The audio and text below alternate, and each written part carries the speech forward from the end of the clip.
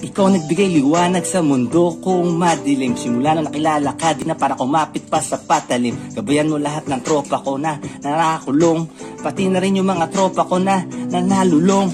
Gusto ko lang din humingi ng tawad sa mga nagawa ko. Kasalanan, kalokohan, di ako natuto. Sa aking asawa, 2 anak, pilit ako magbabago. Mabigyan kayo ng magandang buhay, tiwala lang sa proseso. Natuto ko magmahal, parang yung oras ay huminto. Sa phone na lang madalas nangangamusta, na naka-video call. Aking pagkatao, laging sinusubok ng panahon. Natuto ingatan ng buhay, wag sayangin at itapon. Naniniwala ko di aksidente lahat ng nangyayari. Simula nung kapanganakan, pangalan, kilala tayo ng hari. Kahit sa mga paninirang puri, walang ligtas sa mga bibig. Habang buhay mananampalataya sa'yo, Diyos, sa'yo lang makikinig. Gusto ko lang ipaabot aking pasasalamat sa iyo ng lubos. Di mo ko pinabayaan sa mga panahon, ako'y ubos. Patawad at salamat sa lahat-lahat.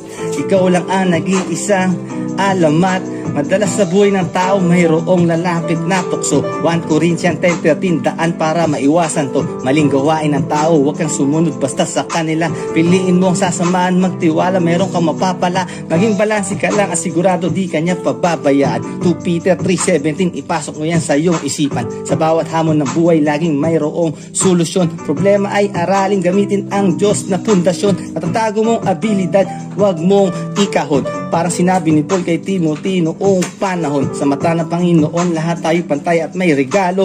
Lagi magpasalamat at alisin ang inggit, galit sa puso.